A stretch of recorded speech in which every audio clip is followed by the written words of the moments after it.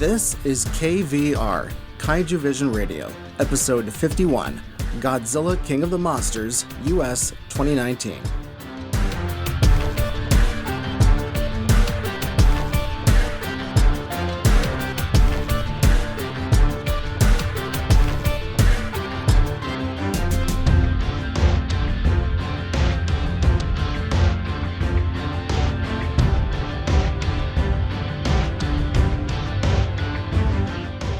Hello kaiju and tokusatsu fans, and welcome to Kaijuvision Radio, a podcast about the appreciation of kaiju and tokusatsu movies and discovering their historical and cultural value. I'm Brian Scherschel. Just a small update before I get down to business. Next week I will be at G-Fest. For those of you who don't know what that is, it is the convention for, specifically, Godzilla. In one panel at the convention, I have partnered with Taylor Hensley from Giant Monster Messages. The panel I have with Taylor is about alien invasion movies from Japan and America and how they're culturally significant, and we'll be comparing and contrasting them. I will also be on the panel for the Godzilla anime trilogy. In this episode, I will be covering the 2019 film Godzilla King of the Monsters, also known as Godzilla 2 King of the Monsters. This episode took a while to write, and I also wanted to give everybody the chance to be able to see the movie and give it a lot of good thought. This is a thinking man's kaiju podcast after all, and wow, have I overthought this one. It's a good one though, I really like this movie. The related topic for this episode is eco-terrorism and climate change. As always, check the show notes for the time to skip to if you want to go to part 2 or part 3 now. Kaijuvision is on YouTube as well. Subscribe and see all the episodes with original videos. A short description of the film is next. It is Kaijuvision's unique, audience-focused method to arm the listeners with the facts. You're listening to KVR, Kaijuvision Radio. Godzilla, or Titanus Godzilla, is an ancient apex predator, a heroic character, and a balancing force for Earth. In the graphic novel Godzilla Aftershock, which takes place between this film and the 2014 Godzilla film, he fought Muto Prime, or Titanus Jinshin Mushi, a forerunner to the Mutos Godzilla fought in San Francisco. He is primarily concerned with defeating his rivals, and he shows little regard for the collateral damage he causes. King Ghidorah, or Titanus Ghidorah, or Monster Zero, is a competing apex predator of alien origin using its connection to Earth's other titans to influence them to destroy Earth and recreate it in its image. Godzilla and Ghidorah have a historical rivalry too, as they are depicted battling in ancient cave art. Mothra, or Titanus Mothra, is a benevolent titan who has a symbiotic relationship with Godzilla. Rodan, or Titanus Rodan, is a giant pteranodon capable of causing massive damage with the sonic booms generated from his wings. He emerges from his volcanic resting place and is influenced by Ghidorah's call. Other titans awakened include a female Muto, or massive unidentified terrestrial organism, Scylla, or Titanus Scylla, a squid-like creature with spider-like legs, Behemoth, or Titanus Behemoth, a titan resembling a woolly mammoth and a sloth, and Methuselah, or Titanus Methuselah, a giant horned quadrupedal creature with the physical characteristics of a mountain. Kong, or Titanus Kong, remains on Skull Island. After Ghidorah's defeat, other titans begin converging on Skull Island. Mothra and Kong are the only two titans not affected by Ghidorah's call. Other titans are referenced only in tables in Monarch's database. Emma Russell is a grief-stricken paleobiologist at Monarch, a militaristic organization that monitors the Titans. Her goal is to release the Titans so that they cause a mass extinction of humanity, restoring ecological balance to Earth. She conspires with militant eco-terrorist Alan Jonah, who has declared humanity the enemy of Earth. She previously worked with her now ex-husband Mark Russell to develop the Orca, a device used to pacify and control the Titans through bioacoustic signals. Their daughter, Madison, is a capable and brave girl who empathizes with both of her parents. Dr. Ishiro Serizawa, an intelligent lead scientist at Monarch who empathizes strongly with Godzilla, deciding that Godzilla is the balance Earth has been searching for. The human and kaiju plots are unified, as nearly everything the humans do involves the Titans. King Ghidorah is the problem. After Ghidorah is released, it fights with Godzilla and then flies away. Monarch leaves Rodan to fight Ghidorah, but Rodan is no match. Godzilla then rips off one of Ghidorah's heads, but Ghidorah has the ability to regrow itself. The US military then tries to eliminate Godzilla and Ghidorah with an oxygen destroyer missile, but it has no effect on Ghidorah, while Godzilla is badly hurt. Dr. Serizawa and Monarch are convinced that Godzilla has to be revived so that Ghidorah can be destroyed. Serizawa manually detonates a nuclear weapon next to Godzilla, reviving him. Madison sneaks away from her captors with the Orca and then activates it, causing all of the Titans to converge on Boston. Ghidorah arrives and chases Madison since she has the Orca. The Orca is damaged, and Godzilla arrives to fight Ghidorah. Mothra arrives to assist Godzilla, but Rodan stops her. Mothra fights off Rodan and sacrifices herself, giving her life force to Godzilla, turning him into Fire Godzilla. The problem is solved when Fire Godzilla undergoes an overload from the nuclear weapon that revived him. The excess radiation and heat is released in a nuclear pulse, which kills King Ghidorah. The script by Michael Dougherty and Zach Shields, based on a story by Michael Dougherty, Zach Shields, and Max Borenstein, is a complex action thriller with an ensemble cast and several subplots. 10 writers in an organized writer's room contributed to the original treatment, which was created by Dougherty. Godzilla was designed to be more empathetic to the audience. Special attention was paid to increasing the prominence of female roles, cinematic universe expansion, and on making the kaiju more godlike. The film is dedicated to Yoshimitsu Banno and Haruo Nakajima. This is the second of 3 Godzilla movies made by Legendary Pictures and the third film of the MonsterVerse. The budget of the film is estimated at $170 million, but could be as high as $200 million. It was produced by Legendary Pictures, its parent company Wanda Qingdao Studios, and Chinese investment firm and film marketing company Huahua Media. The promotional budget is estimated at $100 to $150 million. This is the first Godzilla movie ever made by a studio owned by a Chinese conglomerate. Special effects are supervised by Eric Fraser, who worked as a special effects coordinator on the previous American Godzilla film. Stuntman T.J. Storm mocapped Godzilla as he did in Godzilla 2014. Actors Richard Dorton, Jason Lyles, and Alan Maxon mocapped King Ghidorah. In post-production, state-of-the-art visual effects were created by Moving Picture Company, DNEG, Method Studios, Renault VFX, Rodeo FX, and Allen VFX. The soundtrack by Bear McCreary incorporates themes from Akira Ikufube's music. The film was shot using the Arri Alexa 65 and Arri Alexa Mini digital motion picture camera systems and with Dolby Atmos sound. This is a relatively dark film, but the tone does change due to humor in the human plot. It doesn't have as much gravity as Godzilla 2014, and the stakes are sometimes unclear. Unlike Godzilla 2014, this film contains many more fantasy elements usually contained in Toho Godzilla movies. The film is more cli-fi than sci-fi by concentrating on environmentalist issues and featuring extreme weather mainly caused by King Ghidorah. The film is experimental in that it feels like a classic Japanese Toho Godzilla movie at times. The film reinforces the style of Godzilla 2014 and Ghidorah, the three-headed monster from 1964. This is the first American Godzilla film to take after Japanese Godzilla movies enough to actually be considered a blend of American and Japanese style. The film looks at the monsters as characters, and Godzilla is considered a hero. There are similarities to Destroy All Monsters from 1968, which Kaijuvision classifies as a reinforcement of the style of Invasion of Astro Monster from 1965. The film was intended for the summer blockbuster audience and kaiju fans. The film was greenlit following the successful debut of Godzilla 2014, directed by Gareth Edwards. The idea was to create a classic Toho-style Godzilla movie, only with a much larger budget. Director Michael Dougherty said the film was meant to feature plenty of monster action while having characters that the audience cares about enough. He also said, "I would call my movie The Aliens to Gareth's Alien," referring to the first 2 movies of that franchise. He also sought a balance between serious and fun moments in this film, like James Cameron's Aliens did. The film was released in the US on May 31, 2019, in 4,108 theaters. It was released in Japan on the same day. It was distributed by Warner Bros. Worldwide and by Toho in Japan. It was available on IMAX 2D, Digital 3D and Real 3D, MX4D, and ScreenX formats in various theaters. The film made $47.8 million on opening weekend in the US, which is less than the earnings of previous MonsterVerse entries. It made $130 million in foreign markets on opening weekend, which was also below projections. In its second weekend, ticket sales dropped substantially in the US domestic box office, down 67%. The worldwide box office total at the time of the recording of this episode is $371.4 million.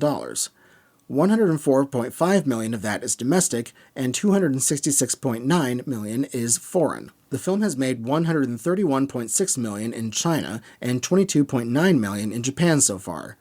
The estimated number of tickets sold so far in the US is 11.6 million.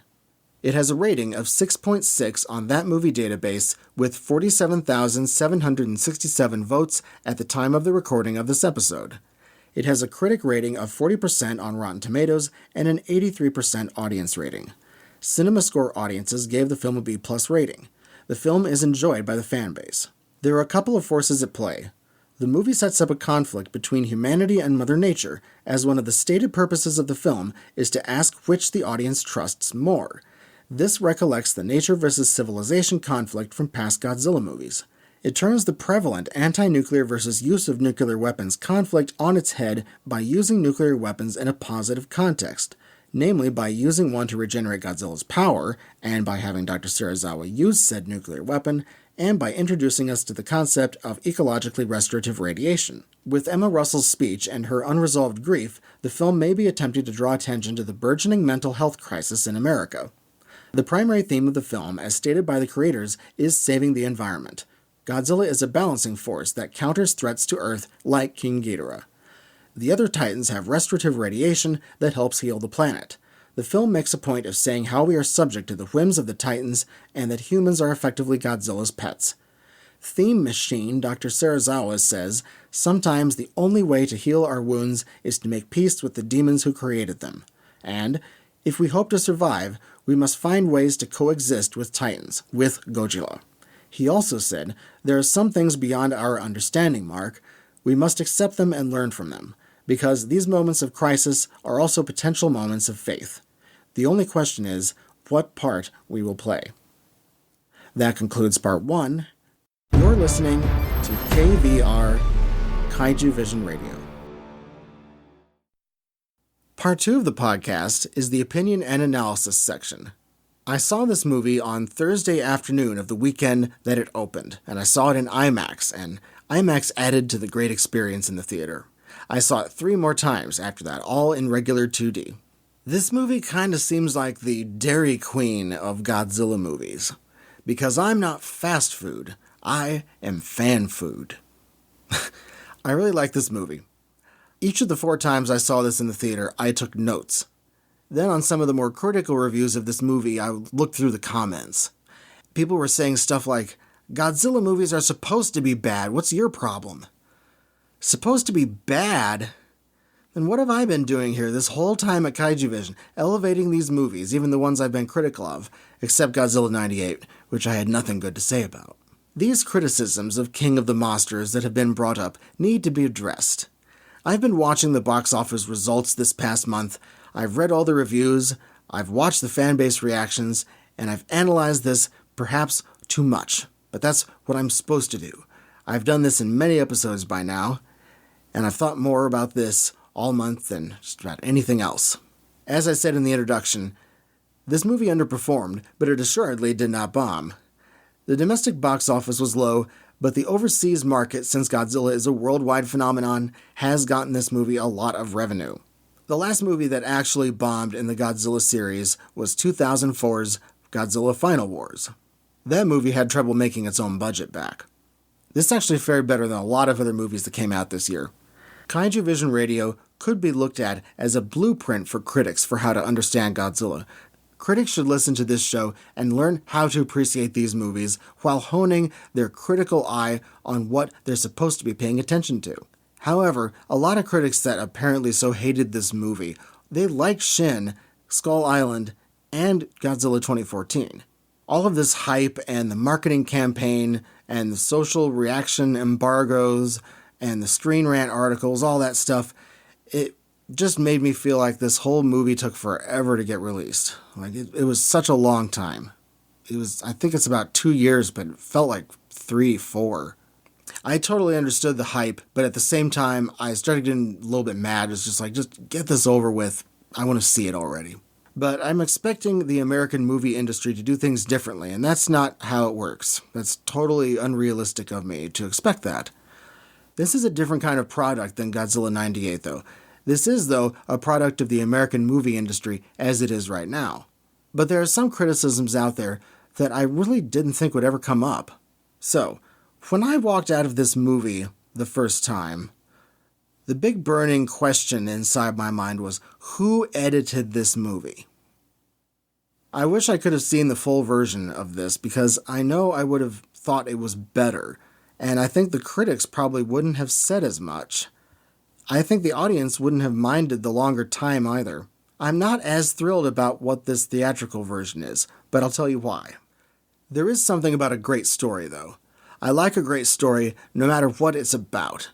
If it's good, I don't care what it's about. Because I can admire it, how it gets the mechanics right, and how it made a connection. I can appreciate all kinds of movies, so long as the story's great. To start with, I'll mention some positive things. Thank you so much, Michael Dougherty, for being respectful of Godzilla, and for respecting the fan base, and for being largely faithful to the spirit of Godzilla. Thank you for not being like Roland Emmerich or Dean Devlin. You gave us a lot of what we wanted to see in an American Godzilla movie for so very long. We got the monster fights, we got the universe building, and the CGI, and the very fact that it's another big-budget Godzilla production is wonderful for the fandom and for the franchise. This film did so much better than Godzilla 1998 in the eyes of critics and viewers. Just like Godzilla 2014, Shin Godzilla, and Kong Skull Island did. This movie is by far the most Toho magic of any non-Japanese Godzilla movie to date. I absolutely love that, especially regarding the monsters, but also involving plot mechanics and story setup, referencing the style of a number of other Godzilla movies. I mostly like the arrangement with Godzilla movies where America makes money-infused CGI movies that are lacking in story, while Japan makes movies that are 1/20th the budget and yet are full of artistic and literary vision. Japan gives us the philosophy of Godzilla, the true vision of Godzilla as a god of destruction. America gives us genuine Hollywood creations, visually exciting with heart-pounding action, much of it incredibly overproduced. Imagine if Shin and the anime movies didn't exist and we just had MonsterVerse. Imagine if there were no Japanese anything coming out in the Godzilla franchise from Japan. It would feel like something was missing. If Japan just gave up, it would be unthinkable. I know it would be a loss. Conversely, imagine if Shin and the anime trilogy was all we had and that there wasn't a MonsterVerse. Think of what that would be like. It would feel like there's an incredible, huge something missing. Godzilla King of the Monsters is an extremely good treatment of the monsters and how they fit into the cinematic universe. They are faithful and appropriate. And I don't want to just take that for granted because that's very important. Like, imagine if they had gotten that wrong. I love all of the designs and the concepts. The monsters are well-drawn characters. It's fabulous.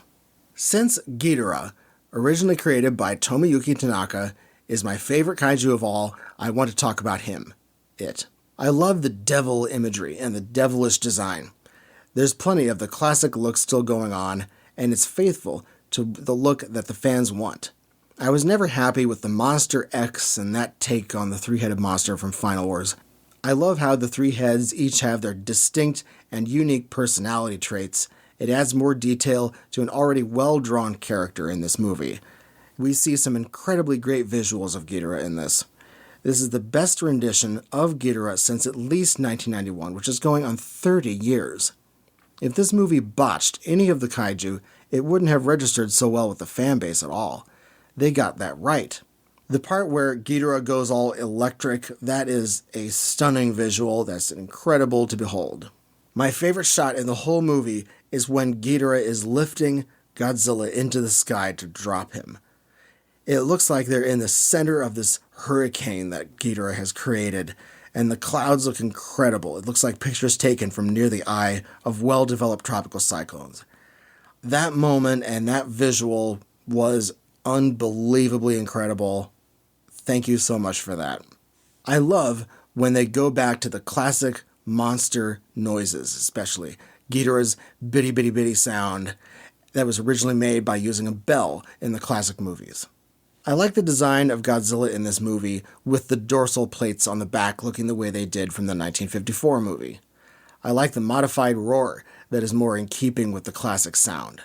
However, I like the individuality of the Godzilla 2014 sound and design too. The part where Rodan eats the Air Force pilot who ejects is fantastic. Dr. Elaine Chen saying Ghidorah correctly is great. Her getting frustrated with them and saying Ghidorah is wrong just to please them is great too. Dr. Elaine Chen too, when she says shut up Rick, that's fantastic.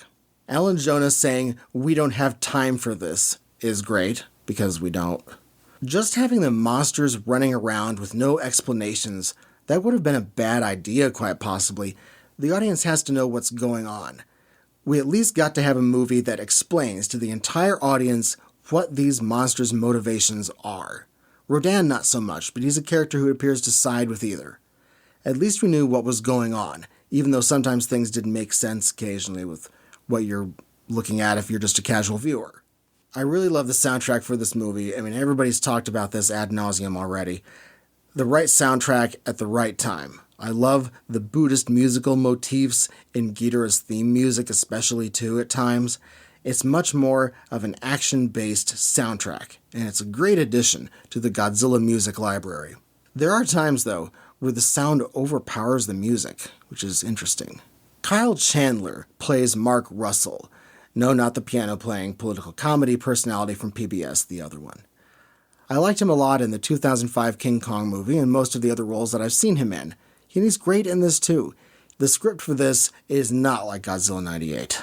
But the characters have these moments where we're going through, Dougherty said this himself, he said you have to go through the list of ensemble actors and you have them chime in as we sort of call their name out almost.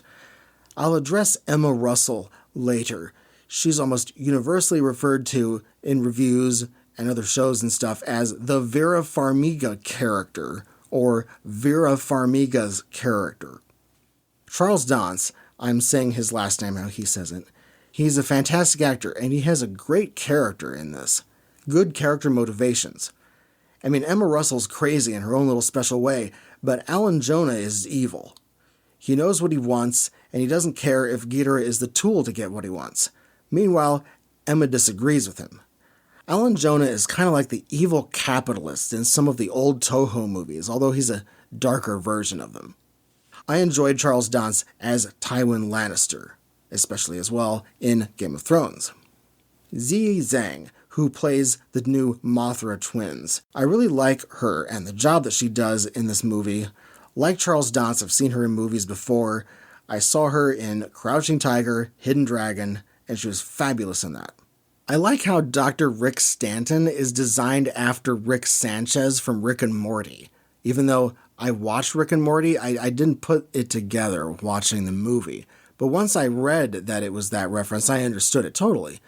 The drink a lot part is the biggest character trait, seemingly, along with the first name, which is translated over from that, obviously. When I made a bunch of diagrams of these movies, the video's on YouTube, and it's all about which movies follow the style of what other movies in the Godzilla series. I said Destroy All Monsters isn't its own style. It takes after Invasion of Astro Monster, or Monster Zero, that movie. This film takes after Destroy All Monsters, but not as much as it takes after Ghidorah the Three-Headed Monster, which is the first Ghidorah film. This is the first movie made in America. I said Godzilla 2014 took after King Kong 1933 and Monsters, the film Gareth Edwards did before he did Godzilla 2014. If you haven't seen the prequel graphic novel for this, it's pretty good. It gives some of the background on the relationship between Alan Jonah and Emma Russell. God, there are a lot of first name names in here. He gives her a line about how humans are the real monsters. And that's possibly the turning point in the evolution of her thoughts that later cause her to do what she does. This movie also reminds me of Godzilla Raids Again, only made for current times. We have by the numbers, monster fights, lots of necessary stuff that has to happen. And Godzilla Raids Again, that's the original Godzilla sequel, right? It's extremely different from the original. There's a nice parallel between this movie and Godzilla vs. King Ghidorah from 1991. Alan Jonah wants to level the playing field by releasing the Titans and restoring the natural order. In Godzilla vs. King Ghidorah, the time terrorists want to level the playing field by destroying Japan, thereby stopping Japan from becoming a dominant world power. This movie also reminded me of GMK at times, especially with the underwater vehicle that Serizawa ends up in. I also like in this movie how the monsters are personified, kind of like Shinto kami. And if you want to go learn more about Shinto, there's the episode about the three treasures that is on Kaijuvision that learns all of you about that. I also like the little touch of how Rodan bows to Ghidorah and to Godzilla. And the bowing at the end, all that is pretty silly. I think Tsuburaya might have done such a thing if he was still alive. I also noticed Zi Zhang in this movie. She looks like Megumi Odaka. Serizawa's role is very much reversed in this movie compared to Godzilla 1954. He's trying to come to terms with his demons and how nukes are necessary to help Godzilla and therefore save the world. It's almost like the whole switching the nuclear thing on its head. It's almost like it was genius and rather ridiculous at the same time. When I was thinking about the choice for Boston for the final location for this movie, I figured the choice is pretty easy. If we need someplace close to DC, and we don't want to do New York City because Godzilla 98 did that already, so how about Boston? There aren't really many tall buildings there, though, and the iconic ones are mostly low height, but maybe that's good because we want the monsters to not be dwarfed by large buildings. So maybe if we're trying to emphasize the size of the kaiju, then we don't want big, giant skyscrapers taller than them. Did you see how Michael Dougherty said that he could have possibly wanted to make this movie into 2 movies and then include all the stuff that's in it? That would have been pretty epic to have a 2-parter Godzilla movie like that. There is enough in this movie. If you add the stuff that was cut, there's enough to make 2 movies. Getting back to the movie Rampage. Like Rampage, this movie has a biosonar kind of thing as a way to get the monsters to go where they need to go. Bioacoustics. But this is an issue in kaiju movies. How do you get the monsters to go where they need to go? In Godzilla 2014, the monsters are converging on a location, the shore of a continent. And they're attracted to nuclear materials. In Godzilla vs. Gigan, for instance, the cockroach aliens call Ghidorah and Gigan to Tokyo to start destroying Earth, and Godzilla goes to them because he hears the tape being played too. In Destroy All Monsters, aliens deliberately free the monsters and deploy them to destroy the world's capitals, and then there are all these objects that emit radio signals that are hidden all over the world, and they have a range on them. And their base on the moon also has a device that emits a radio signal that controls the monsters. So this is just another way to get the monsters to do what they're needed to do. Bioacoustics sounds great. Sounds like a good word. Let's use it. And in America, climate change is a political debate. And in a lot of countries it is not. So Hollywood making a movie with this in it, not too surprising. Pacific Rim Uprising and Godzilla King of the Monsters are quite similar. They're both made from Legendary, both after they were bought by the Chinese conglomerate Wanda. There are 2 really odd twists that make the audience go, huh? They're both shot relatively similarly, and a prominent Japanese character gets killed in both. One in a helicopter crash/explosion, and one in a nuclear explosion/suicide mission. And then Tokyo gets destroyed in Pacific Rim 2. Anyway. Regarding the Bechdel test, Vera Farmiga said that this was maybe the first Godzilla film to pass the Bechdel test. She said that instead of the 2014 Godzilla film, which centered on a father and a son, this one centers on a mother and daughter. The Bechdel test came from an alt-feminist comic that was not seriously academic at all, but it has turned into a big deal in Hollywood. The test is, the movie has to have at least 2 women in it, they have to talk to each other, and it has to be about something besides a man. And Godzilla King of the Monsters does this right out of the gate with the exchange between Emma and Madison. I noticed this immediately the first time I saw the movie because I had seen this article that had the quote from Vera Farmiga about the Bechdel test. It was very obvious the first thing this movie wanted to do was jump through this hoop. On the other end of the spectrum is Son of Godzilla, which is a sausage fest and one 17-year-old young woman, along with Godzilla vs. Megalon, which is even more so, which features one woman for a few seconds. So just because there's a woman in a movie, or just because 2 women in a movie talk about a man, that doesn't pass the test. Only half of all movies ever made ever reportedly do pass the test. Screenplay writing software now actually have programming that look at the gender representation of the screenplay as you're writing it. I feel like this movie might have been rigorously gone over with gender representation analysis, which is why I mentioned the Bechdel test. A lot of the critics, though, they missed the mark. I'm not going to say who said these things, but one critic referred to the studio that makes Godzilla as Toho Studios. There's another article I saw, and it had Togo Studios. The thing that most critics might not have a handle on, though, is that there are different types of Godzilla movies. As this show has demonstrated, some Godzilla movies take after previous Godzilla movies stylistically. Every episode, I've decided what's going on with the style of this Godzilla movie, what it does, what it follows in the tradition of. Some of them started stylistic trends of their own. There's not one stylistic trend to follow, there are many. And I think they're trying to go back to the first one and compare it to the very first one.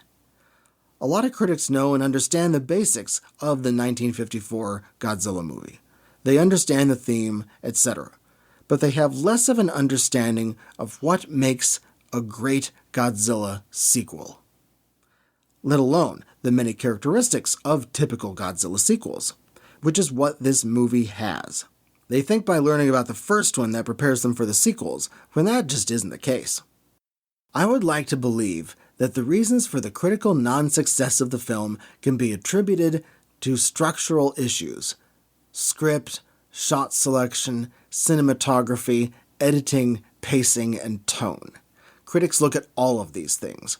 I'd also note that the reason for the way things look in this movie can be found in the way Hollywood does its business: trends and fads in movie making, and of course, global marketing. Now I'm going to say something about Godzilla vs. Megalon. It costed the franchise dearly. It could have been stopped from being so overexposed, but Toho was too late when they realized the mistake that they were making and what was going on, because everybody was using bootleg versions of this and it was everywhere. And people ask me why I don't care very much for Megalon. I don't really hate Megalon or the movie or particularly that, but it's what happened, how it kind of degraded the brand, I think. And why do people associate Godzilla with like dumb, cheesy wrestling matches and stuff? In the introductory episode, I said how there are a lot of people who are missing the details. It's movies like Godzilla vs. Megalon, though, that it got overexposed so much in the United States, and it did a lot of damage. Godzilla 1985 could have been way worse if it weren't for Raymond Burr helping. Runs of Godzilla movies in Japan for the Showa, Heisei, and Millennium movies generally had less ticket sales as they went on. Now that's not a perfect trend, but it's a common thing. It's not a surprise, so let's not get panicky about box office or whatever. I think everybody's been going after it too much. The studio executives looked very closely at that 3-day opening weekend box office figure, though. Yes, there's later on streaming and disc sales on top of the remaining weeks in the theaters, but the primary concern for this movie and all other movies in America is butts in those seats on the first weekend. If you don't know all these familiar tropes and references from and to previous Godzilla movies, you won't be as excited though, will you? If you didn't read the prequel graphic novel before this, you don't have as good of a picture of the story either, although there isn't anything terribly necessary though that you missed. But I did read it though, it was interesting. Regular audiences, though, aren't going to get all these kaiju movie references, so they're going to see something a lot different than what kaiju and Godzilla fans see. And also, there's just not as big of a baseline interest in Godzilla in this country, and that's undeniable. It's a smaller audience. It's not tiny, but it is a smaller audience compared to, say, Marvel, etc. The Godzilla convention is comparatively small compared to conventions for other interests and franchises. This wasn't supposed to make money as a lot of the huge Marvel movies. This movie, along with 2014 and Skull Island, are getting more Americans interested in the franchise, though, and this movie will not harm that progress. Let's go over the figures, though. 3-day totals. King of the Monsters, 47 million, domestically. Kong Skull Island, 61 million. Godzilla 2014, 93 million. For the audience figures, in the 3-day for King of the Monsters, 76% of the audience were men, 24% women. 59% of the men were over the age of 25. King of the Monsters was originally shopped to studios at about $230 million, although the industry experts now say it was 170, probably maybe up to 200 million for this one. On opening night, on Thursday in the United States, that was 6.3 million. And by the way, that Thursday 6.3 million is not counted in the 3-day box office. So in other words, the first time I saw this movie, it didn't count towards the 3-day. A lot of the most diehard fans went on Thursday too. Now there's been a lot of talk of the aggregate critics score on Rotten Tomatoes, and here are some more very interesting figures. Shin Godzilla, 86% critics, 74% audience. 86-74. Godzilla 2014, 75-66. Kong Skull Island, 75 critics, 69 audience. All three of these other Godzilla and MonsterVerse movies have a higher critics rating than the audience score. King of the Monsters, 40% critics, 83% audience.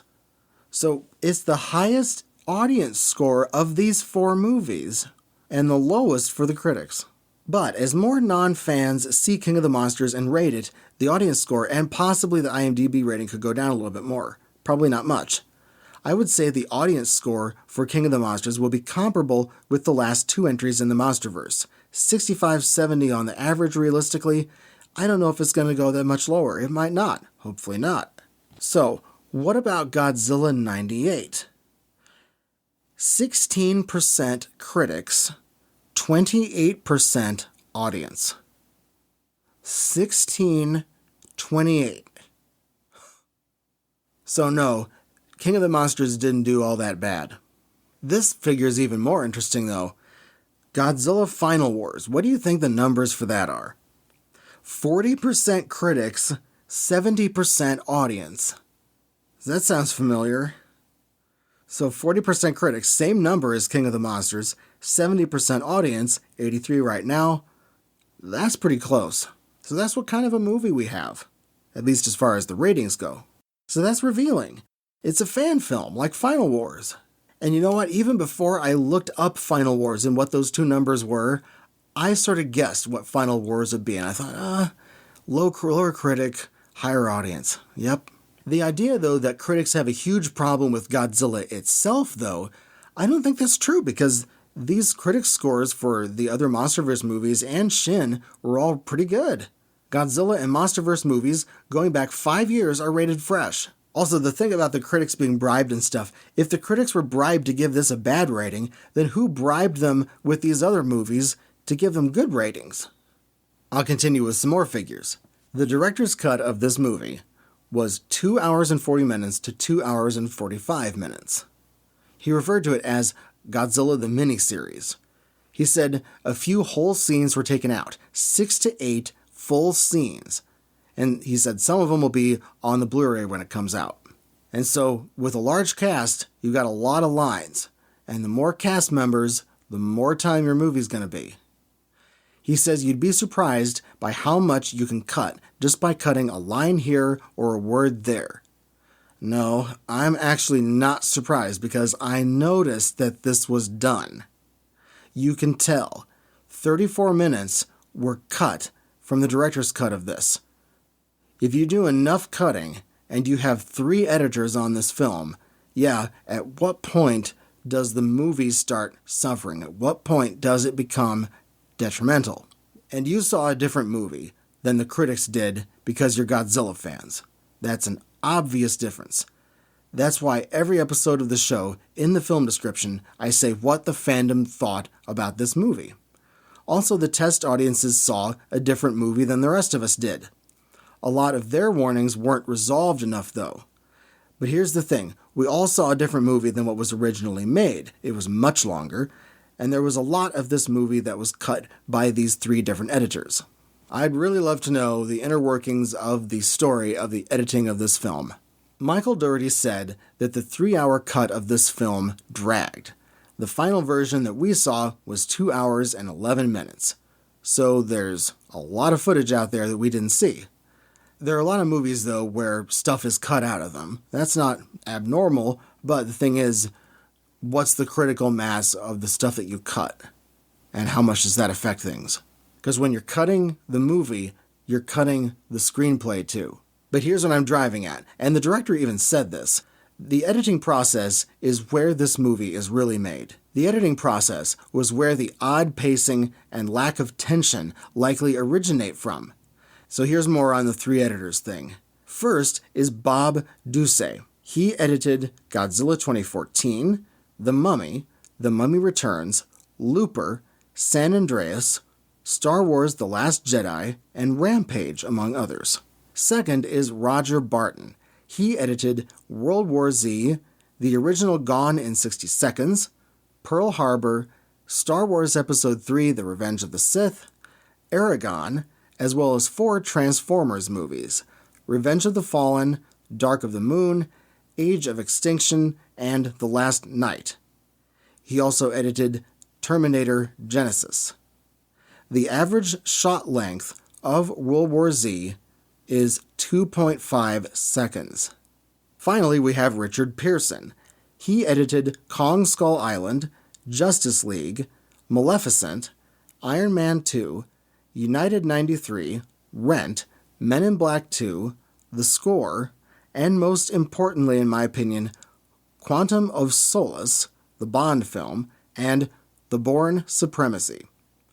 The average shot length in Quantum of Solace was 1.8 seconds. The Bourne Supremacy had an average shot length of 1.9 seconds. This movie, I'm not sure what the average shot length is. I'd say it's on the lower side compared to a lot of other Godzilla movies, though. We don't get to look at things for very long, or at least as long as I would like. But if you're wondering why this movie was cut the way it was and why it looks the way it does, that's your explanation, is we have at least 2 editors who are really into the whole low shot length. Michael Dougherty said that the challenge was balancing monster spectacle and creating characters that the audience cares about. Well, in the uncut version of this movie, he may very well have done that, because the characters in the ensemble Monarch cast, as well as the Russell family cast, would have been more fully developed. I conjecture that the real challenge that Dougherty had was getting past the 3 editors. As much as this was cut down, it feels sped up, and that's where we're headed here. I believe the editing process could have been chaotic, and there could have been too much pressure to jam things all together, resulting in this odd pacing and seeming lack of build-up to certain events in the movie. Some have described this Godzilla movie as being made for people with ADHD. I know what they mean when they're saying that, despite the arguable lack of sensitivity to people with mental illnesses. Sort of like when somebody says, I am so OCD, or whatever, insert mental illness. And they have very little idea what that really means at all. But what people mean when they say this, though, is that the movie has a lack of focus. The center of gravity moves around too much. Lack of narrative focus. The story jumps around, concentrating on one thing 1 minute and something else the next. It's more than action, it's hyper. Lots of people yelling their lines intensely. There's also lack of focus in the camera work. I know some of the time that the intention was to show the scale of the monsters, and I think Godzilla 2014 did a good job of doing that too. But this has more extreme examples of that. I cannot explain, though, why there are so many strange mid-shots and quite a few rather baffling close-ups. And I wondered, why are you zooming in on that in particular at this very moment? And why are the mid-shots plentiful, yet they sometimes don't contribute to seeing much of anything? The cinematographer for this movie had mostly done work for comedies, Garden State and the Hangover trilogy. But I think the editors had to do something with the selection of shots and the order of the shots. Next, I'll get to the weather. Look at all we've got. We've got a blizzard, we've got hurricanes, Mothra's inside a waterfall. The darkness is a big factor, too. And then there are underwater scenes, just sort of lots of things in the way, which it frustrated me a little bit after a while. I've mentioned darkness in other kaiju movies, and it looked nice because the classic Toho darkness was sort of like a navy sort of color, but this is just black. This technique of using the weather and all that was perhaps used so that it could hide some of the imperfections in the CGI. Unfortunately, I can only think of one other Godzilla movie that did this so much, and that was Godzilla 98. But it was just frustrating. I like daytime kaiju battles. I like seeing more and not less, I don't know. But it's odd that Hollywood spends $200 million on a movie, and the script and what people say is ridiculed as a first draft. But Hollywood does this. Some critic and even audience reviews have mentioned the cinematography is murky, dark, incomprehensible. One review said it looked like parts of it were shot through an Instagram filter. Plenty of complaints centered around the kaiju battles just having so much stuff in the way.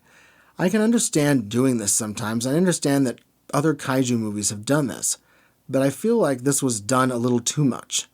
Also, with this much money going into a Godzilla movie and into visual effects, it should look a little better than that. Yes, the kaiju bring weather with them wherever they go now, yeah, but I'd like to still have not so many things in the way. So how are some movies made in America? Well, they're a list of action scenes and other things that make up the list. We need to have this list for the movie, which that can end up getting pretty long. So you make the story and then you fit it into all of these requirements. And that's all fine and good to make movies this way, but you have to know that you risk not having an overarching, cohesive story. And the Japanese movies, Shin Godzilla and the anime trilogy, had much more of this, much more of an overarching big story that's more ordered. Michael Dougherty said that the test audience process was painful, nerve-wracking, too many test screenings, only half joking. He said they went really well. They don't think the test screenings are super dependable. It's not written in stone that you have to fix this and that or the other. He said that the test screenings improved as they went on. He said the first act was too laggy, over-explaining things like what kaiju are and too much of the basics. Did anybody else see about what the early test screenings said, though? This had to have concerned the executives and the production staff. They were mostly positive, but the more critical ones were a predictor as to what the critics said when the movie came out. One reviewer said, several aspects of the movie fell flat. The emotional core of the movie isn't believable, and the stakes are vague at times. The action is pretty exhausting. It felt tonally confused and not confident in the direction it was going. I don't know if that's from the writing or if it has to do with the executives intervening. The movie definitely takes more of a focus on the human characters, none of whom are all that likable, unquote. One forum post read, apparently the consensus from an early test screening is that the story is kind of dumb and the characters are a bit boring, but the monster fights are huge and epic and most of the focus is on those fights, unquote. So when I read this, I thought, they have some time still, and they could try to fix some things in that window. This early feedback from test audiences ended up being really close to what the critical feedback that came back when the movie was released. Legendary Studios. The main criticisms about Legendary Studios are that Legendary executives make bad and expensive decisions, and that the films they make lack heart, all glitzy, but not very big of an impact once the movie is over.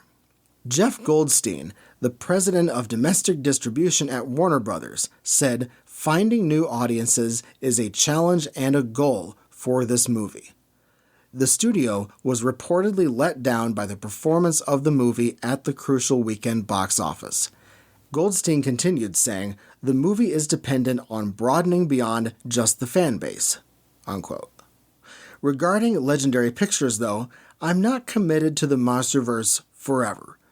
Toho has increased its presence in America at its office, and Godzilla is a great piece of IP. It's not necessary to stick with the MonsterVerse and Legendary. There are plenty of other options, and obviously Toho should play the field and do what they think is best. Here's a reservation that I have about Legendary. It was purchased by a Chinese conglomerate, Wanda. It is the biggest acquisition of an American media company by a Chinese firm. From 2000 to 2016, Legendary was an independent American movie studio. Did I ever think a Chinese-owned movie studio would be making Godzilla movies? No. I don't mind that movies like this are marketed heavily to Chinese moviegoers, but I would rather not have a Chinese-owned company making them. I just don't know if this arrangement is optimal.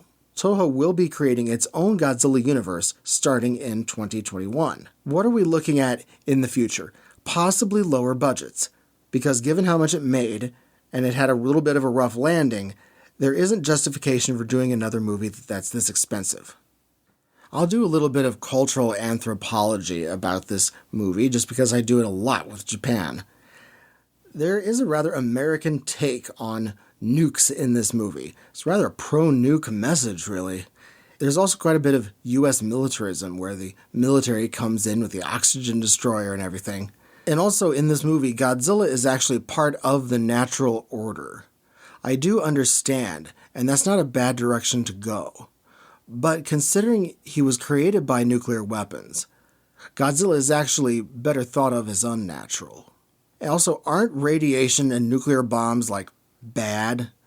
Isn't that a huge part of what Godzilla is? Even if you've never seen a Godzilla movie in your life, you know that. This is a rather America-centric movie, too. The American military ends up taking things over practically by the end.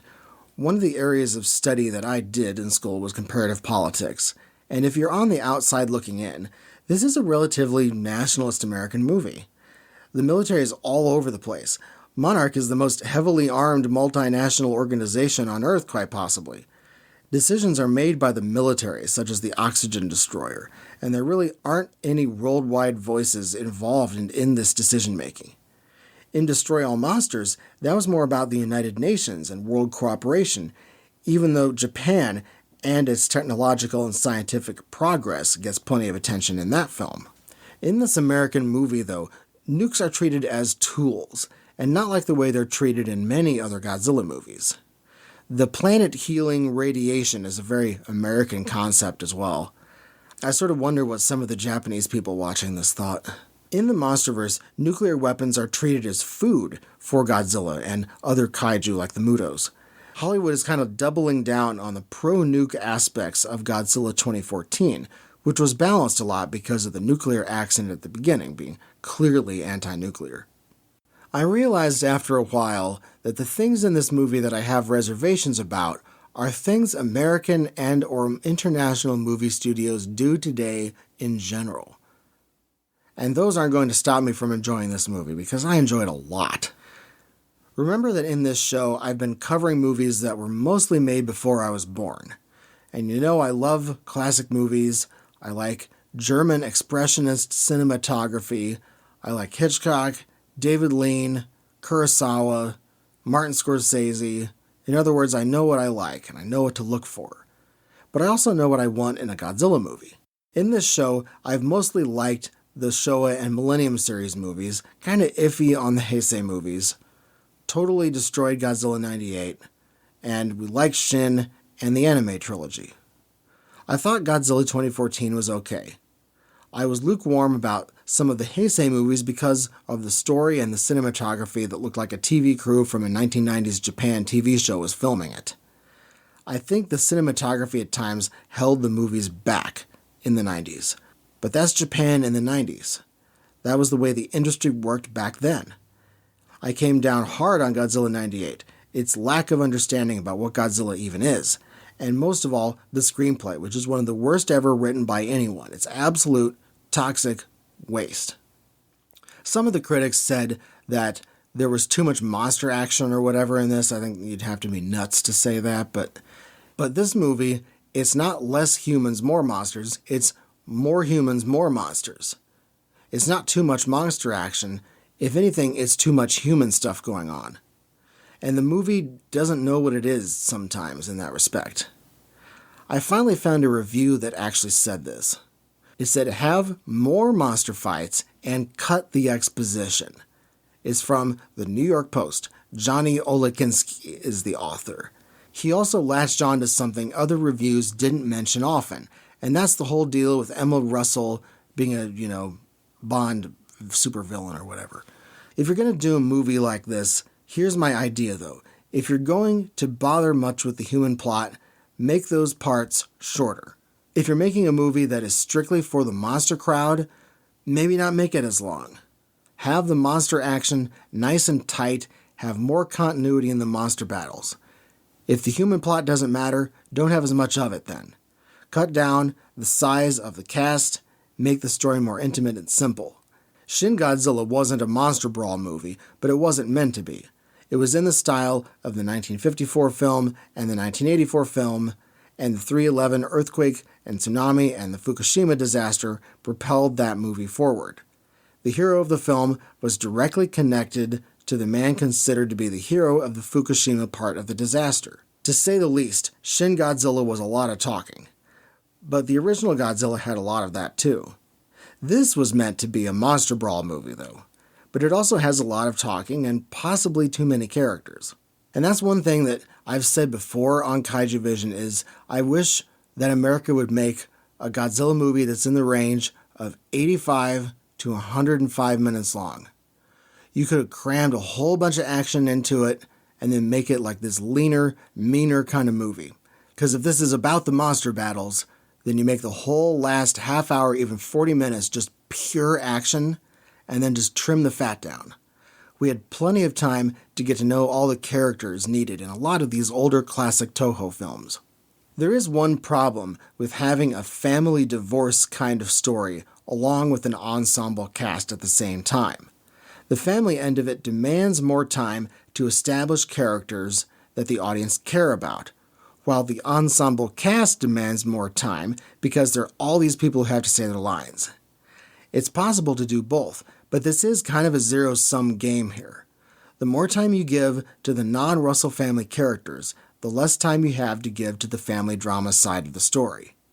It's a tough situation. I feel like Godzilla 2014 had a better sense of balance because that had the family drama and the ensemble cast too, but it was more within its means because the ensemble cast was smaller. But Michael Dougherty referred to the long cut of this as Godzilla the miniseries, and that's because probably the ensemble cast had a lot more lines. This is way different from the divorce story in the 1992 Godzilla film too. That's a more realistic divorce story too, though, actually. And they actually act bitter towards each other. The ex-wife was actually pretty funny. And as I've said, the editing of this film is what removed some of the tension that was removed that got talked about in these reviews. It's the end of the world, after all, that's going on, but does it feel like it? I sometimes wonder and question why an almost 3-hour-long Godzilla movie got made in the first place. I had problems with the length of Godzilla 98, too. I thought that was way too long, considering that level of content that was in it. The dialogue in this movie is interesting. It's almost like part 90s throwback, part comic book. So in this movie, there was a group writer's room, brainstorming a lot, getting this treatment put together, kicking ideas back and forth. And this was said in some of the interviews with Michael Dougherty. And this whole writer's room thing was taken from the TV side of things. The sort of nobody's wrong, testing the waters, and the director viewed the writer's room as a positive. Some of the comments on the articles about this movie, though, they said stuff like, tell me one Godzilla movie that has good characters or plot. Okay. How about Godzilla 1954 with the love triangle, every character involved in that? Godzilla vs. Gigan, Gengo Odaka and his friends, those are actually pretty cool characters. Ebirah, Horror of the Deep, the character Yoshimura, who is played by Akira Takarada. That's a pretty good character. GMK, the relationship between Yuri Tachibana and Taizo Tachibana. Incredible. Godzilla against Mechagodzilla, Akane Yashiro. Great character. Shin Godzilla, Rando Yaguchi. Great character. The Last War, I know it's not a Godzilla movie, but The Last War. Mokichi Tamura, who was played by Frankie Sakai. Matango, a whole bunch of well-drawn characters there. Getting back to Godzilla movies, though, Godzilla vs. Megaguirus. Kiriko Tsujimori, the first modern female main character in a Godzilla movie like that. And Hajime Kudo, with the Cubs hat. Such a well-drawn, memorable character. And speaking of characters, it doesn't matter what all these characters are, if they're weak or strong or whatever in this movie. The actors, it's not their fault. None of it is. All these actors are pretty good. They do a good job. This is not like Godzilla 98, where you just had a cast that couldn't do it, even though no actor could, but they couldn't either. That is not the case with this movie. Another movie that this reminds me of is Godzilla 2000. And I said how Godzilla 2000 is one of the weirdest Godzilla movies because the humans should be trying to get rid of Godzilla, while that movie had a guy and his little girl tracking Godzilla and advocating for him. Fast forward to this movie, and we have Monarch, which is like a completely crazy budgeted corporate version of this man and his little daughter from Godzilla 2000. The guy and his daughter were like the most primitive form of Monarch ever. And Monarch is protecting the Titans, advocating for them, even letting them loose, making sure the government can't do much of anything to get rid of them, saying the destruction that they caused is planetary renewal, etc. The only human I can relate to the most is Mark, but everyone else is interested in being Godzilla's pets. I think it is the sort of moral ambiguity in Godzilla 2000 that makes it seem so strange. I'd rather have the ambiguity be about how humanity caused Godzilla at the same time they're trying to get rid of him. The humans in those movies that are in love with Godzilla are pretty weird, though. Dr. Serizawa is way more in love with Godzilla than that guy and his kid in Godzilla 2000 were.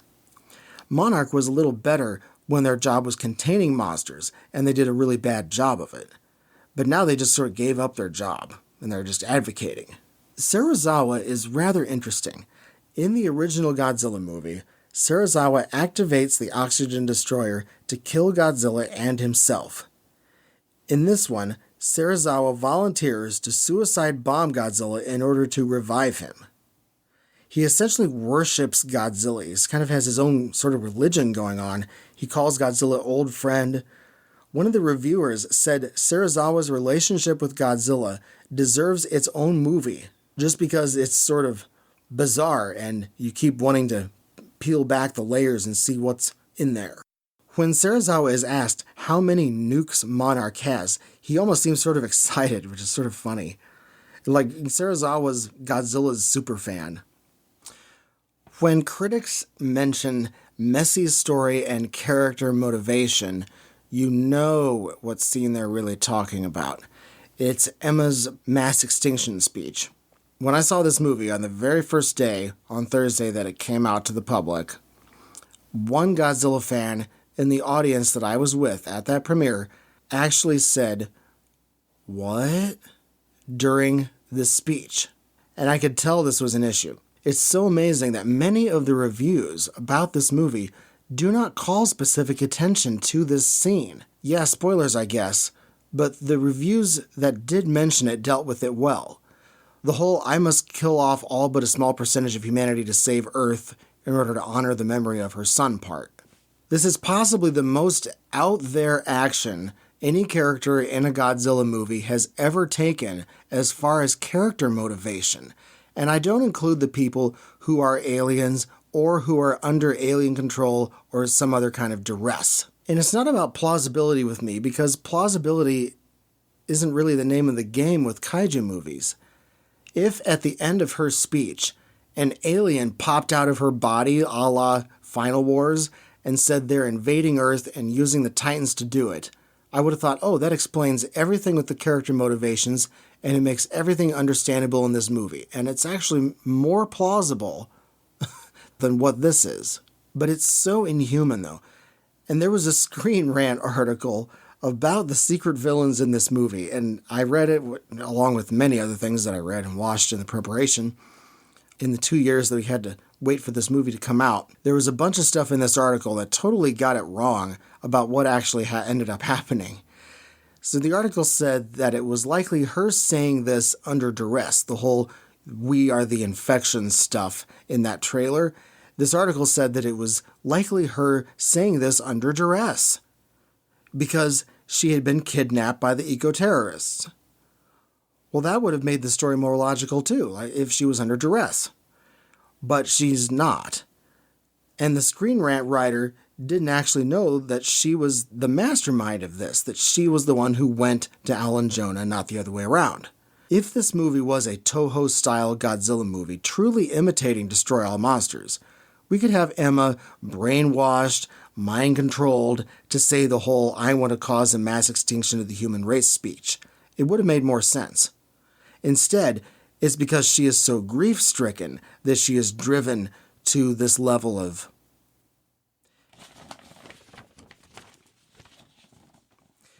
typically, when someone says they couldn't be more sane, they have issues with maintaining their sanity. One of the comments on one of the reviews that I saw about this movie referred to this speech as her "I'm a stable genius" speech. The reason Emma's decision is indefensible as well as nonsensical is that she doesn't have the right, and her thinking grief gives her the right is beyond insane. It's a very comic booky kind of plot, though. It's a plot device that's used in other movies, the whole Thanos thing with, yeah. But this is Bond supervillain territory, too, and I'm a big Bond fan. I mean, wow, she totally fits into a Bond supervillain, rather, mold. The film should have showed the struggle that Emma had about her decision maybe some more. It's treated so lightly, the whole decision-making part, and the speech just doesn't cut it. And in the interview with Michael Dougherty, one of the interviews, he said that the scene was a hard scene to film. And it was so much so that he used comic relief in order to try to just lighten things up during this scene when they were trying to film this. And he got a scene from that geisha movie that Ken Watanabe was also in. He had that pop up on the screen, and everybody's like, and it's sort of like trying to diffuse some of the sort of tension that was on the set. The Emma Russell speech also went through several rewrites, I can tell. I don't believe the rewriting helped as much as it could have, but it probably did help some. No actress would be able to pull this off. This is totally not Vera Farmiga's fault. It's the script and just the setup of the story and the fact that this plot device is sort of, the whole "I'm one of you, but I betrayed you" thing. The moral question in this speech is all about what's better, humans or Mother Nature. But instead, the result in the theater that I witnessed was, what? And this movie is really missing an alien invasion, meaning actual alien people, not just Geeter, who's technically an alien. Aliens would have had much better explanations for Emma's actions. Also, after repeated viewings of this movie, I noticed that her speech is a little bit unintentionally funny. If someone came up to me and told me, "You are the infection," my response would be, what am I supposed to say that? I know you are, but what am I? Because these people are exhaling the same carbon dioxide that I am. And that's what's so weird about watching people like this talk this way, because they look like such hypocrites. They're like, "You humans, you're so wasteful." But just like in this movie, there's something mentally wrong inside them, which is more there is with that than anything else. Like I said in the Godzilla 2014 episode, Monarch I'm sort of lukewarm on. It's because Monarch is too complex and it takes a lot of time and story space. Formal kaiju management organizations, it sort of makes us ask more questions than they actually answer. It makes me pine for the simplicity of stuff like G-Force and other related groups. I find it funny that Monarch at the beginning of this movie is telling the US government, don't make us a branch of the military. But the thing is, Monarch also acts and behaves like they already are a branch of the military anyway. The military and the US government has this insane idea that they should get rid of things that kill lots of people and cause devastation. But they're the only ones in this movie that want that, really. And Mark is sort of on their side, but not as much. Monarch is in the business of protecting them, and sort of the ultimate fetishistic experience in this movie is being able to touch the kaiju with your bare hands. But also, touching the monsters like this, is this not something a Gamera movie would do? Serizawa says we're Godzilla's pets, and he sort of sounds like the anime trilogy, the way things are set up in that. We're his subjects, and he does whatever he wants. The Titans are above us. Monarch is a super well-funded organization, too. They're accountable to seemingly no one, and they even have their own nukes. Wouldn't average Americans view Monarch as like a bunch of eco-terrorists themselves? And of course, the other thing that Monarch has is the Argo, which is utterly insane. You know, like this thing's so much bigger on the inside than it is on the outside, and then it looks like a B-2 bomber, and it has no bombs in it either, but somebody said that it resembles the Super X-3 from the old Godzilla movies, and I was like, you're not helping that situation. For some reason, I think Monarch should be more incompetent. Maybe that's what it is. Like, there should be varying degrees of incompetent. I don't think they should look stupid necessarily, but I do want them to fall flat on their faces because nothing they do works. Sort of like the Heisei movies. Everything they try to make it better makes it worse. But in a movie like this, I'd like to see some of the comedy come from them just failing. So that way, Monarch would actually be comic relief in a different way. It's just an idea. Okay, now some more critical things just to get it out of the way towards the end of part 2. The double snap zoom on Rodan is kind of ridiculous. I'm not a big fan of snap zooms anyway. It comes from, I believe somebody traced it back to Attack of the Clones, which is a Star Wars Episode 2. And also the shaky cam, didn't really get much out of that. There are lots of shots in this movie of people looking. While I usually don't mind this, it is a very Spielbergian thing to do. It does happen a lot, and we got the point. And I believe it's totally possible to say that the monster designs are amazing, while at the same time saying that I wish the monsters were filmed better. The scene with the Osprey that's landing inside the Argo, that whole scene there, it has nothing to do with the monsters, and I struggle to find out why that was necessary. It's kind of like the railroad bridge scene from Godzilla 2014, where I was like, in that episode, I said, I don't exactly know why this was necessary, but many people have mentioned how the oxygen destroyer doesn't really go anywhere and it's inconsequential. It's kind of hard to argue against that. I did hear from some people that the gonorrhea joke when they were talking about Ghidorah was forced and maybe didn't land correctly. Especially the first day that I saw this movie and the day that it came out, Thursday of that weekend. I was actually surprised to see how some of the dialogue was unintentionally funny and how some of the humor actually fell flat to like the most receptive and excited of all of the crowds that saw this. One of the unintentionally funny things in this is when Emma Russell says to Madison, we talked about this in regards to the mass extinction of the planet deal. Red Letter Media did notice this as well as me. I thought it was hilarious that they said this, but the part at the beginning with Mothra starting to kill those people and getting all angry and upset, and Emma Russell saying, stop scaring her, is just I love that. That was definitely unintentionally funny, I think. Maybe it was intended, I don't know, but I thought that was funny. Madison getting away with the orca out from under the noses of all these people is kind of hilarious, very Hollywood thing to do. All these henchmen that are with Alan Jonah, they all decide to take a group bathroom break or whatever, and I think that's just great. I heard a couple people mention this one too. It's hilarious how Madison is hit by this huge piece of concrete as she's running away from Ghidorah's gravity beams. And she keeps running after she gets hit by this like it was nothing. I think it's so Hollywood. I'm not surprised at all that a movie from Hollywood does that, but it's just hilarious. All these things that are unintentionally funny, they actually get funnier the more times you see this movie. Her coming back to life too, Madison coming back to life after being unconscious and presumed dead, is unintentionally hilarious. The fourth time that I saw it was actually the funniest one. And the way that she comes out of it, and it's totally not Millie Bobby Brown's fault. It's just the way that the whole thing is set up. Like I said, none of this is the actors. It's not you, Millie, but it's just different. It's just the movie. And the part when she comes out of this unconscious thing, and she's like, and I'm like, oh my God.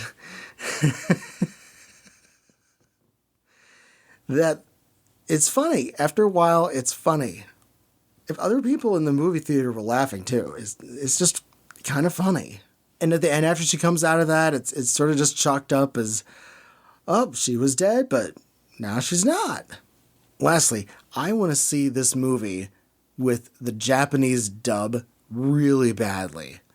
Like, Watanabe, he does his own Japanese, obviously, in that version, but I think with all of the Toho feel of this and the way the humor goes too, I want to see the Japanese dub of this movie because I think it might help. It might actually make it seem more like a classic Japanese Toho movie with a huge budget. So I really want to see this. I'm looking forward to it.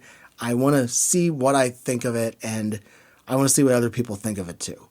That concludes part 2, and I'll move on to our related topic. You're listening to KVR, Kaijuvision Radio. In part 3 of the podcast, I will be analyzing a topic that was either brought up in the film or was going on at the time of the film's release.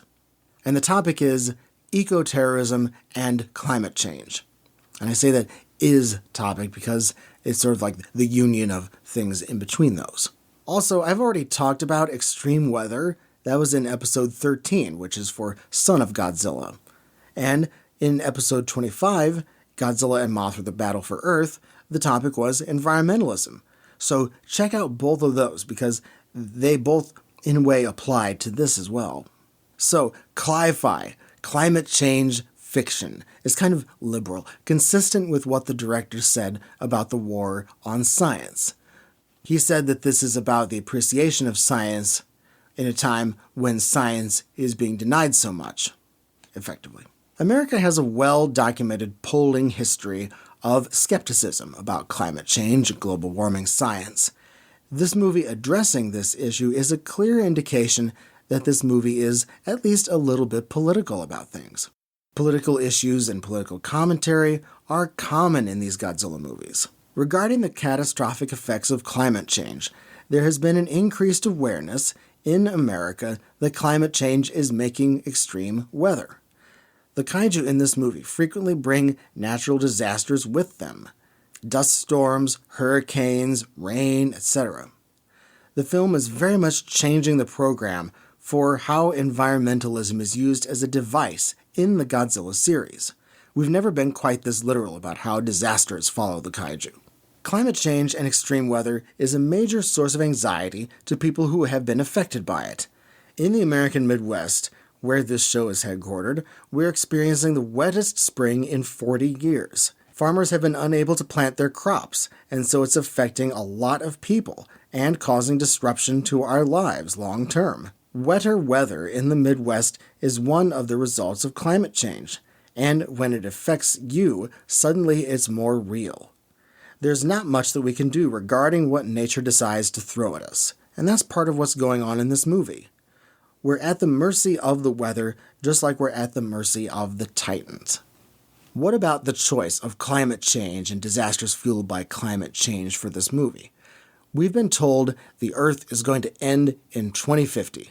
Extreme weather is supposedly getting worse. There's a sense of urgency about the issue that's increasing. The first Godzilla movie had anti-nuclear sentiment pervading it, and there have been many environmental issues and themes in Godzilla movies for decades. So, shouldn't we update that in this Godzilla sequel? Well, that makes a lot of sense. We're definitely on the cli-fi side more than the sci-fi side. I feel like if the disasters had more gravity, it would have helped. A lot of people in America have gone through disasters of various kinds, and I just don't get that level of helplessness that I did in 2014. This movie also reminds me a little bit of the movie Geostorm, which was made by Dean Devlin. I saw that too, but in the CGI end of it. Sort of the tornadoes are all over the place. You don't just want one tornado coming at you in CGI. It has to be like 3 or 4 of them all in the same frame going on at once. Quite a few U.S. states now have laws that define eco-terrorism, and they stipulate special penalties for those crimes. To put it simply, eco-terrorism is a violent act that is carried out to make people change their minds about the environment and the damage that's caused by human activity. Like a lot of terrorism, eco-terrorism is a political act. These acts of terrorism can be against people or against property.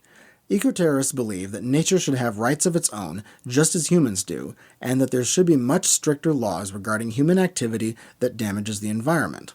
Regarding 2 of the most well-known terrorist groups and their goals, they're the Earth Liberation Front, or the ELF, and the Animal Liberation Front, or the ALF. These organizations are by their own design unorganized. This is because they only have a press office, and that press office is disconnected from the people who individually or as a part of a terrorist cell commit unlawful acts. So their own press office doesn't know who these people are. They are leaderless groups that define themselves as a leaderless resistance. They do have a common philosophy, which is what unites them in purpose. Some targets of the Earth Liberation Front include the following: development of multi-million-dollar homes, presumably luxury homes like McMansions, as well as condos. The logging industry, which that's where the tree spiking comes from, a method that's used to prevent logging. The energy production and extraction industry. Industries associated with genetics, such as bioengineering firms that make genetically modified organisms or GMOs, companies that make and sell SUVs, and research labs, both private and at universities. But this is by far not an exhaustive list because it is really anything that they believe is harmful to the environment. A word I really hadn't seen before doing this research is eco-taj, which is a portmanteau of eco and sabotage, which is a good word to describe these acts. Vigilante acts of what's also called monkey wrenching, a term from an environmentalist fiction novel that simply references minor or otherwise acts of vandalism in the name of environmental causes. Economic damage is a primary goal because they consider profit motive a huge reason for why all of the environmental degradation is taking place. For the Animal Liberation Front, it's a lot of the same philosophy as the ELF, only it's concentrated against industries that profit from what they deem is harm to animals. So the animal testing industry is a big target of the ALF. This includes freeing of animals and also acts of arson against facilities. They are also against fur farms and the fur industry, factory farms, and research facilities, including those at universities and private companies. Both of these groups, the ALF and the ELF, say that they are not violent against people. And if someone is committing violent acts against people, then it is definitely not part of the ELF or the ALF. Alan Jonah's groups in this movie is the most extreme group of eco-terrorists in a big-budget movie that I've seen in quite a while. Or maybe they're better described as eco-anarchists. The thing is, he's also a rogue capitalist in that he sells the DNA of titans to get money, which presumably helps fund his operations. They are engaging in guerrilla warfare with a religious level of zeal regarding their radical environmentalist mission. Alan Jonah says he's seen enough of humans in his previous career as a militant mercenary. So he's had enough of humans and their nature, and so he's doing this to reset Earth and renew the planet using the Titans. His philosophy and the philosophy of real-life eco-terrorists are quite similar. All eco-terrorist groups, by committing these acts that they do and having the philosophies that they do, means they have given up on humans to fix themselves with regards to the damage that humans have against the environment. Just like Alan Jonah, they've given up on humanity, and they've seen enough, and now they're going to do something about it. So you say that nature should have rights, and nature obviously doesn't have very much rights. Then you have the moral, sort of quasi-religious obligation to defend nature. So that's the gist of the philosophical part of this. The thing is, there are other laws in the books that define criminal acts, and no average people are exempt from those laws. Considering the acts are usually non-violent against people and mainly target property, these long up to life sentences are quite stiff. Since terrorism became much bigger of an issue to governments in 2001, eco-terrorist groups have been lumped with other extremist groups in anti-terror laws, particularly in the United States. So because of what Al-Qaeda did, this gave the government an opportunity to monitor and crack down on domestic terrorist groups. So when acts of eco-terrorism occur, there are federal laws that are broken in addition to state laws. One of the biggest federal eco-terrorism actions was called Operation Backfire, and I remember reading about this actually. It was an investigation by the FBI that specifically went after eco-terrorist groups and individuals. This operation mainly involved the Animal Liberation Front and the Earth Liberation Front. This operation took place in the mid-2000s. 18 people were indicted for eco-terrorist acts. One of the biggest events that brought on this operation was the 1998 arson of a Colorado ski resort by a group called The Family. This is a name they called themselves. They committed acts on behalf of the ALF and the ELF. They were considered a terrorist cell by the authorities. About 25 crimes and $48 million in damages from arson, vandalism, property damage, and animal releases. The acts took place between 1995 until 2001, when the group disbanded under pressure of various investigations. Just last year, one of the targets of Operation Backfire was arrested. He had fled the U.S. in 2005 and was caught in Cuba trying to board a plane bound for Russia. There is only one person remaining that the FBI is looking for from this operation.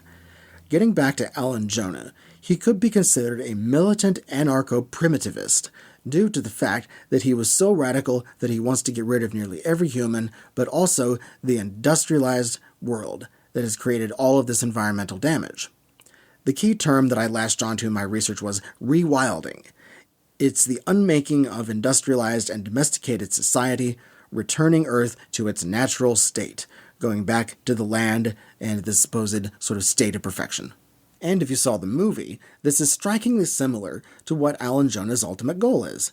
He wants to use the Titans, including Ghidorah especially, in order to get rid of nearly all humans and bring Earth back into ecological balance. Maybe there will be content on the Blu-ray that has more of Alan Jonah where we learn more about his philosophy, but this is particularly what I think is going on. This philosophy also reminds me of the Unabomber Ted Kaczynski. His view was that industrialization was the biggest mistake humanity made because technology is the worst. He viewed technology as detrimental to human dignity and that it eats away at human freedom. His big enemy was large-scale organization. He believes humans to be incompatible with nature, and therefore engaged in acts of terrorism for nearly 2 decades. 3 people were killed in these attacks and 23 were injured. He thought that only violent revolution could undo the damage. We are the infection is an overly dramatized, extremist way of saying that, but what Emma Russell says is not far off from what Ted Kaczynski was saying. Ted Kaczynski received life imprisonment for the acts he committed, which were mainly against people in the tech fields of business and education. He mailed pipe bombs to them mainly. Witnessing environmental degradation was one of the biggest things that caused him to go as far as he did. Are either Ted Kaczynski or Alan Jonah leftist eco-terrorists?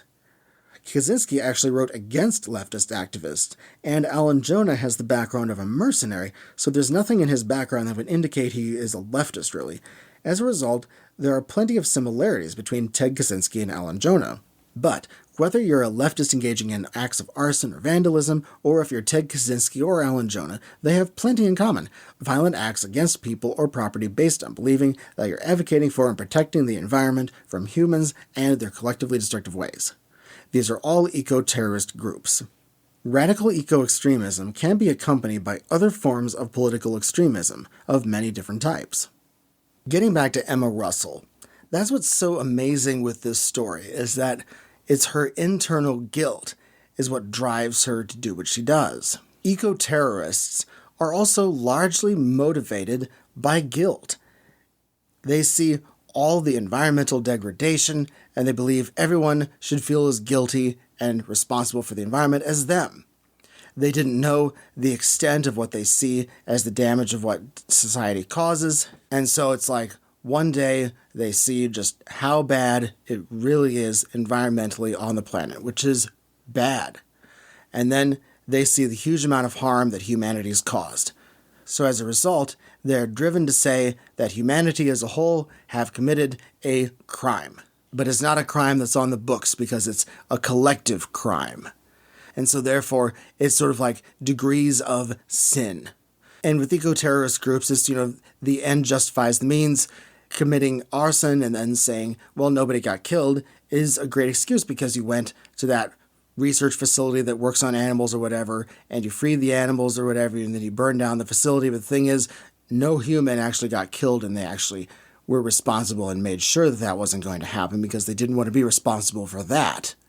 In their mind, it's okay to do that. Emma Russell believes she's absolutely in the right when she says that Earth's population needs to get cut down by 99 point whatever percent. So what is this movie saying about eco-terrorism and the mindset? It seems that the story is telling us that this kind of thinking is monstrous because Madison says to Emma, "You are a monster." And Emma wants to save the memory of her son by, killing a whole lot of children that are, just like her son. She believes herself to be so humane that she does things that are inhumane. Her saying, "I've never been more sane in my life," is a clue that these actions that she's taking are clearly insane. However, wanting to protect the environment, wanting to protect animals, is not insane. The whole redemption thing in the story, I don't know if that really works for her because by the time she realizes her actions aren't right, the damage has been done. It's a classic Pandora's box. If you are of a certain political stripe, though, you might be a little annoyed by this movie because of the way the monsters are treated as these wondrous creatures. They're so destructive, but nobody can bring themselves to dislike them. It's like a non-judgmental thing, touching them and everything. And the movie is arguably political with all the environmentalism. That is to say, if you're a certain political stripe, I can't expect everyone to think this, but I did see that complaint. One of the reviews actually called this movie touchy-feely. The director's concern for the war on science is also relatively liberal. The end credits with Godzilla renewing the environment and the kaiju and the restorative radiation and all that also stands out as other examples of some pretty strong environmentalism. The thing is, though, many Godzilla fans are used to environmentalism and the anti-nuclear message of these Japanese Godzilla movies. So if this bothers you a lot, then a lot of these Godzilla movies bother you a lot. So regarding science, how is science treated in this movie? In a lot of the early Toho movies, they were about scientists saving humanity from things. Invasion of Astro Monsters, a big example. Or the Mysterians. Then in the Heisei series of Godzilla, that was more about science being used by governments, as well as nefarious actors. And often, the science causes things to get worse, not better. In the Millennium series, science creates amazing things. Black hole guns, Mechagodzilla out of Godzilla's bones. But Godzilla can't be defeated, and Mechagodzilla has a major identity crisis and ends up killing itself. But in those movies, science was still used as a way to eliminate Godzilla and save humanity. In this movie, some scientists have some real issues. Emma and others decide that containment of the Titans isn't worth it, and that they should just be let out. Emma decides that humanity is unnatural. Not the Titans, humanity is what's unnatural. Instead, humanity is an infection, and so they need to undergo a holocaust or whatever to get the balance back.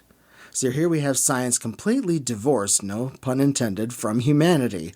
Not about saving humanity, instead humanity is the problem. So science is divorced from humanity, divorced from morality. Humans have sinned against Earth, and so they need to be culled, and a genetic bottleneck is just fine, even though that's what few people are left who could still die because of that. So we have anti-human scientists. At least these aren't the people charged with watching the world's nukes, even though they have a few nukes. But imagine, though, the kind of mental ninja ability that it would take for nuclear weapons experts to say, nuclear holocaust will eventually cleanse the Earth in a life-renewing fiery inferno. We've often thought of kaiju as superweapons. Godzilla is a symbol for the atomic bomb, right?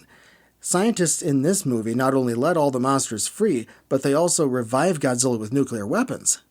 I hate to sound cynical, but they're using nuclear weapons as tools, just like America used them as tools back then. Here's some more about eco-terrorism. These groups are very unpopular, like they're monumentally unpopular, virtually universally disliked by the public, people who commit actual acts of eco-terrorism. They're not popular, and there's no groundswell of popular sentiment. In other words, the general public really doesn't sympathize. Media attention was a big motivation in committing acts of eco-terrorism. All this media manipulation involves getting your phone out and recording it, because if you don't see it, then it may as well have not even happened. The belief that nothing changes without violence or intimidation. Well, for one, that isn't true. This is a very simplistic statement. But the thing is, concerns are founded for the environment, but these terrorist attacks pretty much aren't.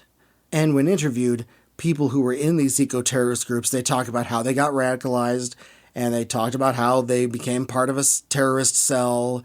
Their own media organization doesn't even know who the members of the group are anymore because they're extremists technically. The victims of these acts are afraid that they could be targeted. That's what terrorism is. If you're building incendiary devices to set things on fire, you may be a terrorist. Washington cancels out things. It's the center of maintaining the status quo. Powerful lobbyists who are unelected have huge leverage over the Washington power structure. The inertia can be maddening. There's that part of your mind saying somebody do something. And once a big act of eco-terrorism occurs, the environmental movement sort of is like, okay, is this who we really are or not? And there's this internal assessment. Nobody got killed, quote unquote. That really isn't a great defense. I mean, killing people isn't required to commit an act of terrorism. But the terrorist cell's job is to decide where to go next. Where do you go next? Do you go further in and do you start targeting people? Also, in eco-terrorist groups, usually when people are caught, they're offered the chance to plead guilty and testify and get a drastically reduced sentence, and they're usually taking the deal. They're not the particular kind of terrorist that says, no way am I ever going to give up, blah, blah, blah. Now, I talked about deflation in Japan and all kinds of other issues, but of all of the issues that I've talked about in this whole show, eco-terrorism is pretty boring. Extremists are like all we ever hear about anyway, and maybe that's why I find eco-terrorism to be a boring subject, because there's so many other forms of extremism that everybody hears about all the time. As a result, I'm just burnt out on extremists. When all extremists are special, none of them are special. You just interchange the ism that they're an extremist for, and you just get a different kind of extremism. And it's like a Wheel of Fortune-sized wheel. You spin the wheel, and here's a different kind of extremism that we get to concentrate on for the decade. People concerned about the environment may have never had a bigger voice in the public consciousness than they do now. There are many politicians running in America now who are making climate change their absolute number one issue. And when you're a big advocate for an issue, having more of a public voice actually discourages acts of extremism and acts of terrorism, because there are politicians that are willing to do what you want and who are signing, accords for climate change and for changing things. There's a disincentive for more terrorist acts to occur on this level. And this film is another thing that actually does that. It concentrates on an issue that a lot of people think are important. As always, I will give the GDP figure at the end of part 3. In 2018, the GDP growth for Japan was 1.0%. I'd like to dedicate this episode to Michael Dougherty. Thank you so much for giving us this amazing piece of American tokusatsu. The next episode of this podcast will be 1969's Latitude Zero. Like I said in episode 50 when I thought this was going to be the next episode, I hope that the Cesar Romero humor does not break me. It should be a very fun episode. I'd like to send a shout out to our patrons, Kyoei Toshi, Sean Stiff, William Mize, and Eric White. Thank you for your support. I really appreciate it. Donating is worth it. You get the inside track to what's going on in the show, and you get to message me personally. If you'd like to send some feedback, I'd love to hear from you. The email address is feedback@kaijuvision.com. You can also follow the podcast on Twitter, Facebook, and Instagram. Kaijuvision Radio is available on Google Podcasts, iTunes, Spotify, Stitcher, Blueberry, TuneIn, Podcast Addict, YouTube with scenic videos, and on Kaijuvision.com. If you like the podcast, please check out Patreon. I'm Brian Scherschel, and this is KVR Kaijuvision Radio. See you next time.